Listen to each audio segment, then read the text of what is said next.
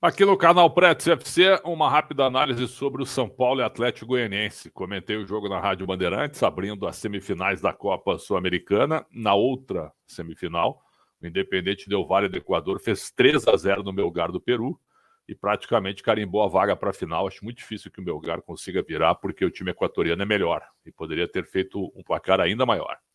Então, o São Paulo e o Atlético Goianiense se enfrentaram no Serra Dourada, com quase 30 mil pessoas, o maior público do futebol goiano no ano, na temporada, e com o Atlético crescendo, né? E aí eu achava que o São Paulo iria impor o seu futebol, iria até conseguir um grande resultado. A escalação inicial do Rogério Ceni não foi ruim, foi boa, ele foi coerente com o que ele vem escalando, o seu chamado time titular, mas aí o time sai perdendo, começa bem com 10 primeiros minutos muito bons, apertando o Atlético, mas aos 11 toma o gol. Num passe do Marlon Freitas, quebrando a defesa do São Paulo, o Dudu nas costas do Reinaldo Cruz e o Jorginho faz 1-0. Aí o São Paulo meio que deu uma rebolada, mas não ficou sentindo tanto assim. Reagiu rápido, empatou com o Luciano. O Luciano tocou uma vez a bola e fez o gol. Esse jogador eu não tiro em jogo decisivo. Deixa ele lá, fazedor de gols. Uma hora ele acerta um chute de fora da área, como foi contra o América Mineiro. Uma hora ele faz um gol de cabeça. Esse cara eu não tiro. E ele saiu no segundo tempo. É claro que houve um fato que deixou o jogo complicado para o São Paulo, que foi a expulsão do Igor Gomes aos 40 minutos do primeiro tempo. O primeiro cartão dele já foi bobo. Ele agarra o adversário no círculo central, sem nenhum nexo. E depois ele dá um carrinho no mesmo jogador, no Edson Fernando, na ponta, também na linha divisória, quando tinha cobertura do outro lado. Quer dizer, uma expulsão terrível para um confronto tão difícil como esse numa semifinal de Libertadores da América. Foi bem expulso. Aí o São Paulo ficou com um a menos. O Rogério ainda trocou o time no primeiro tempo, colocou Patrick e Wellington, né, e tirou o Reinaldo e tirou o Ferrarese. Ele poderia só ter tirado o Reinaldo, ter posto o Léo na lateral esquerda e deixado o Ferrarese, que não estava mal no jogo, mas ele preferiu botar o Wellington para ter uma jogada mais forte de ataque pelo lado, né? Porque o Wellington chega forte na frente e tal. Eu não achei as substituições ruins, não.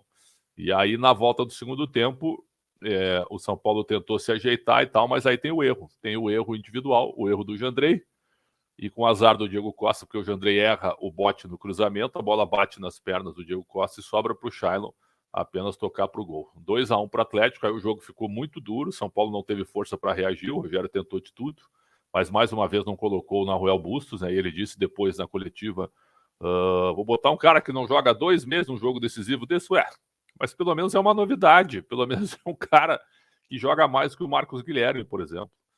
Pelo menos seria um cara que tentasse alguma coisa diferente, que o Atlético não conhece tanto como conhece o Marcos Guilherme. Então você podia ajeitar o esquema para que esse jogador entrasse.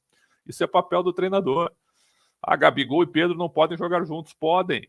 Então é o seguinte, tem que ajustar, tem que tentar alguma coisa diferente. Claro que é mais fácil para nós, estamos aqui desse lado, não estamos lá dentro jogando. E ali na pressão da área técnica, mas que é surpreendente esse jogador argentino não ser aproveitado nesses jogos importantes, eu acho que é sem dúvida nenhuma. E aí o São Paulo ficou sem força física, técnica e competitiva, é isso aí mesmo. E aí o Atlético mandou no jogo e o terceiro gol foi um gol de contra-ataque, Léo Pereira nas costas do Igor Vinícius, ganhou na corrida do Diego Costa e na saída do Jandrei fez 3-1. Então um jogo realmente, um jogo complicado, uma vantagem de 2 gols do Atlético, a mesma que o Atlético tinha contra o Corinthians, e tomou 4 do Corinthians na Copa do Brasil. 4-1, caiu fora. Só que aquele Atlético do Jorginho, esse do Eduardo Batista me parece diferente, um pouco mais ajustado na questão tática, principalmente no meio de campo. Então não vai ser fácil para o São Paulo fazer 2 gols, ainda mais 3. Né? Então tudo vai depender da torcida, que já comprou 40 mil ingressos, teremos 60 mil São Paulinos no Morumbi. Aliás, a torcida está carregando o time, só que o time precisa corresponder. Dá para o São Paulo virar? Dá. Mas se ficar só na tradição, na força, na grandeza, nos 3 títulos mundiais e da Libertadores, tudo que o São Paulo representa, só isso não adianta.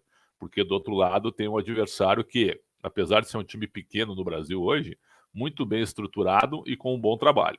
E que não vai ser fácil eliminar o Atlético. Que semana? Porque tem o Cuiabá neste domingo, confronto direto para lutar contra o rebaixamento do Brasileiro.